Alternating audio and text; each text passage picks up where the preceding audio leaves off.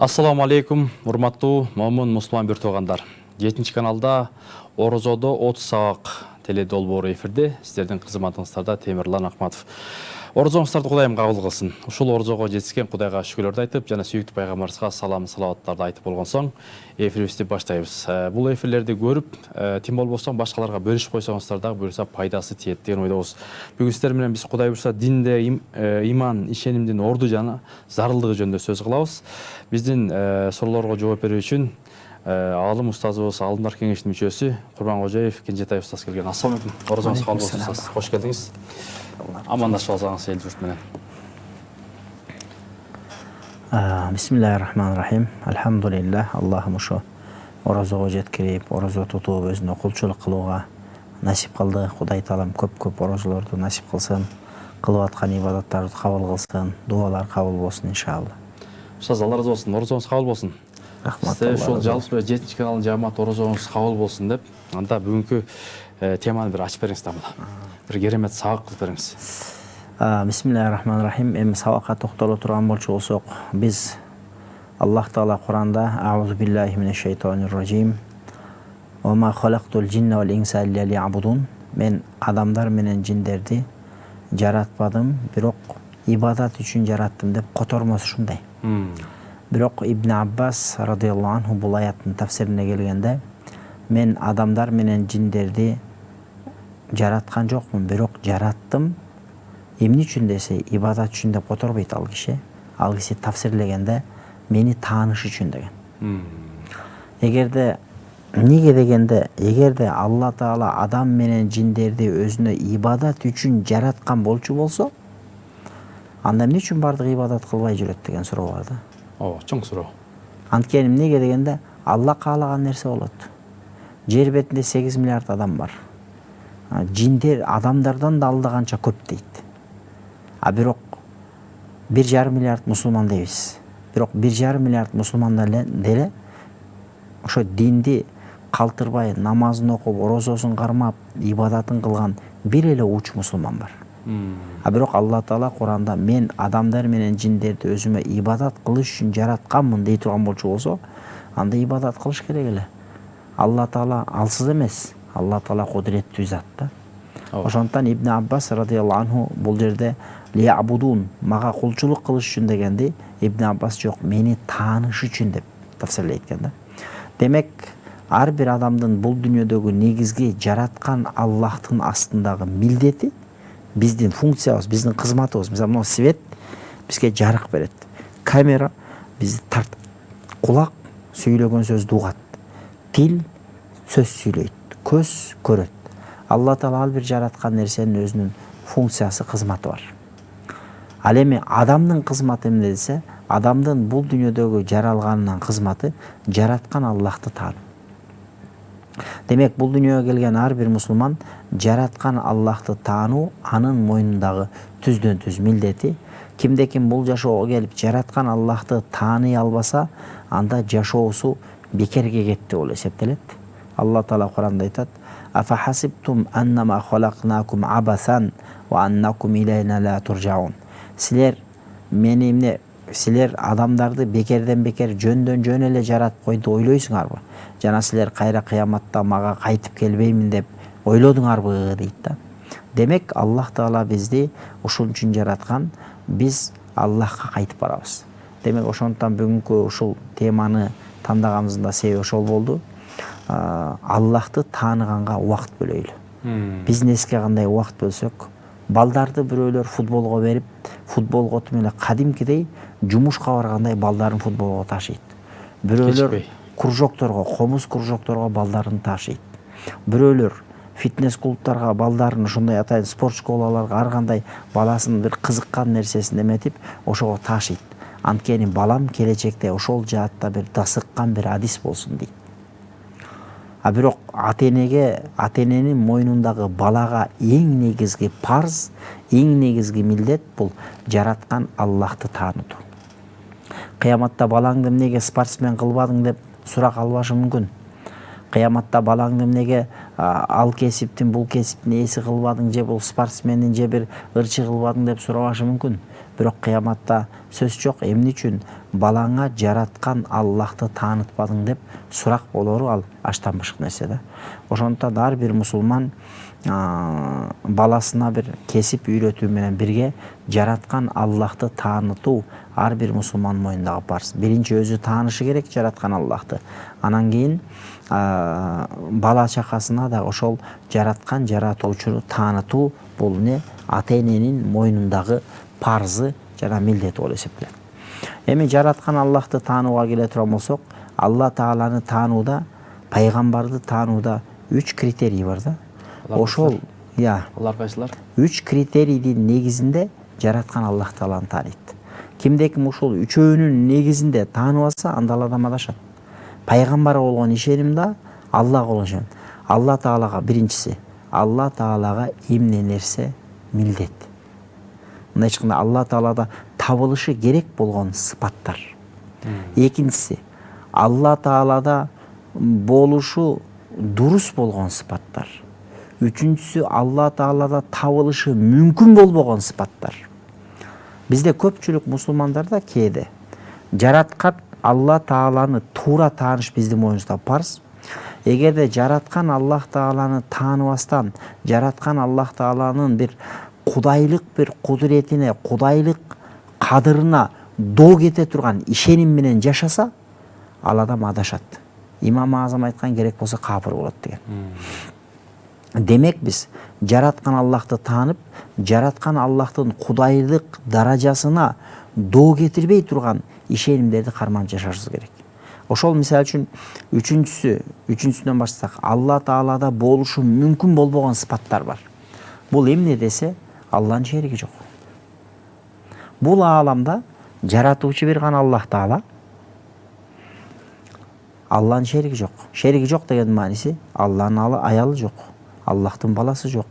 Аллах Таала там ташка, Алла Таала турак жайга муктаж эмес.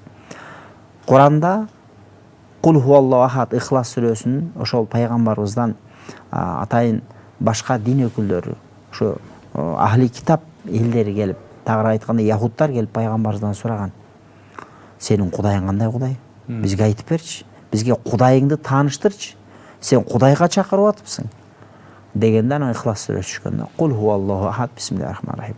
Кул хуаллаху ахад Аллаху самад лам ялид ва лам юлад ва лам якул лаху куфуан ахад. Айткын, ал Аллах Таала жаргыз. Анын шериги жок, анын аялы жок, анын баласы жок. Аллаху самад, Алла Таала эч нерсеге муктаж эмес. Алла Таала тамга муктаж эмес. Алла абага муктаж эмес. Алла тамак ашка муктаж эмес. Алла Таала эч нерсеге муктаж эмес. Лам ялид ва лам юлад. Алла Таала төрөбөдү, төрөлбөдү. Демек мындай айтканда Аллахтан бөлөк бир нерсе бөлүнүп чыкпайт. Жана Алла Таала төрөлбөдү, Аллах Таала бөлөк бир нерсенин ичинен чыккан эмес. Алла Таала махлуктарга окшойт. Олем якуллаху куфуан ахад, жана Аллах Таала эчбир Аллахка олем якуллаху куфуан ахад, эчбир нерсе Аллахка куф барабар тең келбейт дейт да. Эми азыр бизде эл арасында ушундай түшүнүктөр бар да, кээ бирөөлөр Куранда, хадисте ушундай бир кээ бир маанини туюнткан аяттар бар. Зохири ба сырткы маанисине келгенде Алла Тааланын асманда турат, Алла Таала аршта. Кээ бир адамдар деле ушундай да, мисалы баласы келип, ата Алла Таала каяктасыз, асманда деп кое берет да. Бирок бул Алла Таалага болушу мүмкүн болбогон сыпаттардын катарында. Алла Тааланын баласы бар десең эмне болот? Мисалы бизде мусулмандарда бирөө келип туруп, Аллах Тааланын баласы бар же аялы бар деп ишенсе, аны шариаттын тилинде мушрик дейт. Ал адам мусулман эмес. Ал эми кимде ким Алла Тааланы асманда деп айтса, кадимкидей эле асманда турат десе, же аршта турат десе, анда Алла Тааланын баласы бар, аялы бар деп айткан экөөнүн айырмасы болбой калат. Анткени Алла Таалада болушу мүмкүн болбогон сыпат менен сыпаттады. Анткени бир орунга муктаж болуу бул махлуктун сыпаты болчу. А сен келдиң да Алла Тааланы асманда деп атасың. Алымдар айтат, асман, мисалы асманды алсак мындай. Асманда, полный асманды ээлейби, же асмандын бир бурчундабы? Ааламдын ичиндеби Алла Таала, же ааламдын сыртындабы? Анткени ааламдын ичи бар, ааламдын тышы дагы бар. Алла жараткан. Ааламдын ичинде десең дагы Алла Таалага тил тийгизген болосуң. Ааламдын тышында десең да Алла Таалага бир орун берген болосуң. Алла Таала орундарды жараткан, Алла Таала өзү жараткан орунга муктаж эмес. Алла Тааланы биз айтып атпайбы? Алла Таала махлукка окшош эмес дегендин мааниси Алла Таала биз сыяктуу бир бош орундуктан место ээлебейт. Анткени бул орун жаралган. Алла Таала орунду жоктон жараткан. Демек, Алла Таала өзү жараткан махлукка муктаж эмес да. Ошондуктан биринчиден келе турган болчу болсок, ошон үчүн Алла Тааланын жанагынтип салби, субути сыпаттарды аалымдар бөлөт дагы. Салбилерге келсек, мисалы 5 сыпаты бар да. Ошонун бирөөсү кыям бин нафс деген Аллахтын сыпаты бар. Ал qaиму би нафсихи. Qaиму би нафсихи дегени биздин турушубуз биринчи Алланын кудурети менен турабыз. Алла бизге өмүр берген үчүн жүрөгүбүз согуп атат, органдарыбыз иштеп атат, организмибиз иштеп атат, биз жашап атабыз. Ал эми Алла Таала бар, Алла Таала өзүнөн өзү бар. Алла Тааланын башталышы жок, Алла Тааланын этеги жок. Жана qaимун би нафсихи дегени Алла Тааланын үстүнөн Алла Тааланы башкарып турган, Алла Тааланы мындай контролдоп турган эч ким жок. Алла Таала өзү. Мисалы үчүн Ибрахим пайгамбарды карасаң, Ибрахим пайгамбар айга карады. Айга карап туруп, "Хада Робби" деди. Бул Кудайбы деди. Кийин ай баткандан кийин айтты, "Жок" деди. Бул Кудай эмес экен деди. Күндү карады. Бул күн чоң экен. Бул күн Кудайбы деди. Күн баткандан кийин айтты, "Жок, бул да Кудай эмес." Анткени күн дагы ай дагы батып атат, чыгып атат. Батып атат, чыгып атат. Демек булар бирөөнүн буйругуна башый атат. Чык дегенде чыгып атат, бат дегенде батып атат. Бул өз каалоосу менен батпай тура албайт. Бул батышы керек. Анткени Алла Таала буну кааласын каалабасын ошондой кылып жараткан. Демек булар бирөөнүн өкүмүнө башый атат. Демек бул Кудай эмес деген. Демек биз дагы Кудай эмеспиз. Анткени биз эмнеге? Анткени биз Алланын өкүмү менен жашап атабыз. Намаз окудук, окуп атабыз. Каалайсың, каалабайсың, курсагың качат. Каалайсың, каалабайсың, картаясың. Каалайсың, каалабайсың, ооруп каласың. Өзүбүзгө өзүбүз контроль кыла албайбыз. Демек бизди үстүбүздөн башкарып аткан бирөө бар. Ал ким? Ал жаратуучу Алла. Ал эми Аллахтын жанагы сыпаты бул Кудайга гана таандык сыпат да, qaим би нафсихи. Өзүнөн өзү бар. Аллахтын үстүнөн үстөм кылып, үстүнөн томбучкан эч ким жок да. Биздин үстүбүздөн томбучуп коет азырчы. Келип туруп, "Мына эфирди токтоткула" деп бирөө таасирлүү бирөөлөр чечип коюшу мүмкүн. Же болбосо сиздин үстүңүздөн же биздин үстүбүздөн бирөөлөр томбучуп коюшу мүмкүн. Аксакалдар, "Ай, койгула" деп коюшу мүмкүн. Же болбосо биз бирөөлөргө томбучуп коюшубуз мүмкүн. "Балаңды жөнөтүр" деши мүмкүн. "Кызыңды кой, барбай эле кой" деши мүмкүн. Бирок Алла Тааланын үстүнөн жогору келген, үстөм келген, Алла Тааланын кылганын, неге асманды жаратты, неге жер жаратты, асмандын кереги жок деп Алла кылган нерсени артка кайтара турган эч ким жок. Ошон үчүн ал Кудай да. Кудайдын сыпаты эмне? Кудай каалаганын кылат. Аны эч ким тиги сындай албайт, артка кайтара албайт. Демек, Алла Тааланын важип болгон сыпаттары бар. Мындай Алла Таалада мустахил, Алла Таала табылышы мүмкүн болбогон сыпаттар бар. Ки ошол Алла Таалада болушу мүмкүн болбогон сыпат менен кимде ким Алла Тааланы сыпаттаса, анда Алла Таалага ал тил тийгизген болот дагы. Адамга тил тийгизсе, тооба кылса, истигфар айтса күнөөсү кечирилет. Бирок Кудайга тил тийгизсе, Кудайды сөксө, динди сөксө, пайгамбарды сөксө, ал адам шариатта динден чыгып кетет. Демек ал адам кайра исламга кирүү ниетинде шахадат келмесин айтып кайра мусулман болушу керек болот. Анткени Кудай менен Кудай туурасында ишеним бул чоң зарыл маселе. Жана аяттын башында айттык биз, адамдар менен жиндерди өзүмдү таанытыш үчүн жараттым деди. Демек бул дүйнөдө кимде ким жараткан Аллах Тааланы туура тааныса, ал адам бактылуу адам, ал адам бейишке барат. Бир адам намаз окушу мүмкүн, орозо кармашы мүмкүн, бирок Кудайды тааныбады. Эмне болот? Намаз орозосуз кабыл эмес. Жакшы, устаз, биздин 5 мүнөттөй убактыбыз калды. Бүгүнкү сабагыбыз керемет болуп атат ушул баягы Кудайды таанууда. Биз башталбай эле бүтүп калды. Ошого жыйынтыкта 5 мүнөткө. Болду, анда ошого экинчиси. Алла Таалада дурус болгон сыпаттар бар. Алла Таала үчүн дурус. Эмне десе, Алла Тааланы көрүү дурус. Алла Тааланы бул дүйнөдө көрө албайбыз. Бирок Куранда, хадистерде Алла Тааланы бейиште мусулмандар көрөт экендиги айтылган. Лиллазина ахсанул хусна ва зияда деп Алла Таала Куранда айтат.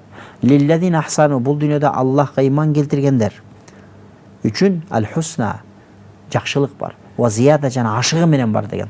Пайгамбар алейхиссалату вассалам ошол аятты тафсирлеп, бул дүйнөдө сооп амалдарды кылгандарга хусна жакшылык бар дегенде максат бейиш, жана ашыгы менен деген, ашыгы менен эмне десе, Алланын жамалын көрүү деген. Ошондуктан Алла Таалага дурус болгон нерсе эмне десе, Алла Таала кээде жамандыкты деле жаратып коет. Кээде жакшылыкты деле жаратат. Мисалы үчүн кээде адамдар ушундай да, бул Кудай деген таза зат. Демек Кудай Таала жамандыкты жаратпайт деген түшүнүк болушу мүмкүн да. Жок, жер бетинде киши өлтүрүү көп болуп атат. Жер бетинде соопчулук иш кылганга караганда уурлук, кески, тономой көп болуп атат. Бирок жакшы иш да Алланын каалоосу менен болот. Жаман иш да Алланын каалоосу менен болот. Бирок болуп атат ааламда, Алла Таала жаратып атат. Бирок ал биз үчүн, биз тараптан караганда жакшы жаман деп бөлүнөт. Аллах үчүн иштер жакшы жаман деп бөлүнбөйт. Анткени ал жаратуучу. Ошондуктан Алла Таала кааласа жаратат, кааласа жаратпай коет, кааласа тирилтет, кааласа өлтүрөт, кааласа өмүр берет, кааласа өлүм берет. Бул Алланын хакында дурус болгон, Алла Таала ушул нерселерди жасаса таң калбай турган нерселер. Үчүнчү негизги нерсе, Алла Таала үчүн адамдын акылы, логикасы өкүм берет экен да, ушундай болушу керек. Мисалы үчүн логикага салсаң, адамдын акылына салсак, эркек киши төрөшү мүмкүнбү? Мүмкүн эмес. Аял киши төрөшү мүмкүнбү? Адамдын акылына салсак, ооба мүмкүн. Демек, адамдын акылы ошондой өкүм берет экен да. Бул аалам өзүнөн өзү болгон жок. Күн чыгып атат, күн батып атат, түн келип атат, түн кетип атат. Демек, бул ааламдын баарын көзөмөлдөп турган мына колуңуздагы телефон өзүнөн өзү жасалып калган жери жок. Буну бирөөлөр жасады. Демек, кудду ошол сымал мунугундай чоң аалам, асман, жер, ай, күн, инсандар, жиндер, периштелер, бүтүндөй аалам, бейиш тозок бул жөндөн-жөн өзүнөн өзү топпотуп эле бир учурда пайда болуп калган жери жок. Демек, буну жараткан жаратуучу Аллах бар деп туруп, адам ааламды караса, адамдын акылы ошондой бүтүмгө жыйынтыкка келет экен да. Ошондуктан үчүнчүсү, Алла Таалада бар болушу важип болгон сыпаттар бар. Анын биринчиси ал вужуд, Аллахтын барлыгы. Демек, бул Алла Таалада бул туурасында токтолсок аябай узун тема. Ошондуктан негизгиси биз Алла Таалага важип болгон, Алла Таалада табылышы керек болгон, Алла Кудай деген затта ошол сыпат болуш керек. Эгерде бирөө жарым мен Кудаймын деп чыкса, ушул критерийлерди карайбыз. Ушул критерий барбы? Ошол критерий табылса ал Кудай болот, табылбаса анда ал махлук. А мындай сыпат бир гана жаратуучу Аллахта гана бар, ушул окшогон сыпаттар. Ошондуктан иншалла мен орозо берекелүү Рамазан айында турабыз. Мен элдерди чакырат элем. Акыйдабызды тереңдейли, акыйданы окуйлу. Анткени неге дегенде, атайын акыйдатул атфал бар, балдар үчүн жазылган акыйда китептер бар. Акыйда дарурия, зарыл, ар бир мусулман билиши керек болгон зарыл маселелер бар. Ошол жерде ушу Алла Таала орунда турбайт. Алла Таала асманда эмес, Алла Таала кудуреттүү, Алла Таала эч ким тескей албайт, Алла Таала каалаганын жасайт. Алла Таала эч ким эч нерсеге мажбур кыла албайт деп туруп, Аллах Тааланын сыпатын баяндаган атайын китептер жазылган. Ошолорду атайын устаздардан, азыр устазалар көп, аял кишилер ошолорду окуп, жараткан Аллахты тааныйлы. Анткени биздин намазыбызда, орозобузда, салып аткан мечитибиз, берип аткан зекетибиз, кайыр садакабыз, фитр садакабыздын кабыл болушу биздин акыйдабыздын туура болушуна байланыштуу. Акыйдаң туура эмес болсо, кылган жакшылыгыңдын баардыгы күйүп кетет. Ошондуктан мен орозодо бир туугандарды, жалпы мусулмандарды, кыргызстандыктарды ушул нерсеге чакырат элем. Келгиле. Бир ай убактыңарды бөлгүлө. Акыйдага бөлгүлө. Аллахты тааныйлы. Аз эле убакыт кетет. Бир ай убакыт кетет. Бирок сиз өмүр бою ал сизди тозоктон куткара турган эки дүйнөлүк бактылууга жеткирүүчү нерсе ошол болот. Пайгамбар алейхиссалату вассаламда Меккеге келгенде 13 жыл адамдарды акыйдага чакырган, Аллахтын жалгыздыгына чакырган, Аллахты таанытууга чакырган. Намаз, орозо, зекеттердин бардыгы Мединага келгенден кийин, анан кийин мусулмандарга парз болгон. Ошондуктан иншалла бул акыйдасыз ислам эмес, дин эмес, акыйда бул диндин негизи. Ал эми акыйда бул диндин тамыры болсо, бул фик илимдери, башка шарият илимдери анын бутагысы бар эле. Бутакты кесип алса эртең бутак өсүп чыгат, бирок тамырды кессе ал терек өспөйт. Ошондуктан акыйда зарыл, акыйданы үйрөнүп окууга мен жалпы мусулман коомчулугун Кыргыз элин чакырат элем. Сөз Алла разы болсын, орозоңуз кабыл болсын. Урматтуу телекөрүүчүлөр, бизге бөлүнгөн убакыт бүгүн соңуна чыкты. Устаз айткандай, акыйда илимин үйрөнүш керек. Кудай деген кургулбайт дейт. Кудайдын кереметтүү китебин карманып, орозоңуздар кабыл болсын деп, кийинки эфирлерге чейин устаздан бир керемет сабак болду. Буларды бөлүшкөндү унутпайбыз. Саламат болуңуздар.